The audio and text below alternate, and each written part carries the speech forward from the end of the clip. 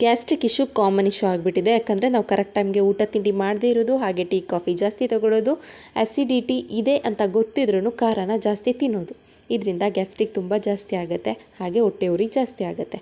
ಗ್ಯಾಸ್ಟ್ರಿಕ್ನ ಕಮ್ಮಿ ಮಾಡ್ಕೋಬೇಕು, ಆರೋಗ್ಯನ ಸುಧಾರಿಸ್ಕೋಬೇಕು ಅಂದರೆ ಈ ಒಂದು ಮ್ಯಾಜಿಕಲ್ ಡ್ರಿಂಕ್ನ ತೊಗೊಳ್ಳೋದು ತುಂಬಾ ಒಳ್ಳೆಯದು.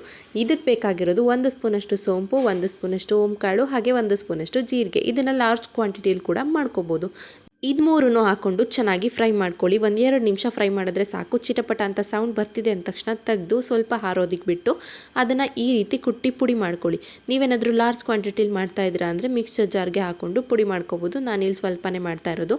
ಆಮೇಲೆ ಒಂದು ಪಾತ್ರೆಗೆ 1 ಗ್ಲಾಸಷ್ಟು ನೀರನ್ನ ಹಾಕ್ಕೊಂಡು 1 ಇಂಚ್ ಶುಂಠಿನ ಅದಕ್ಕೆ ಕೆಚ್ಚಿ ಹಾಕೋಬೇಕು. ಅದ್ರ ಜೊತೆಗೆ ನಾವು ಮಾಡಿರೋ ಪೌಡರ್ನ ತೆಗೆದು 1 ಸ್ಪೂನ್ ಹಾಕಿ ಇದನ್ನು 5 ನಿಮಿಷ ಕುದಿಸ್ಕೊಳ್ಳಿ.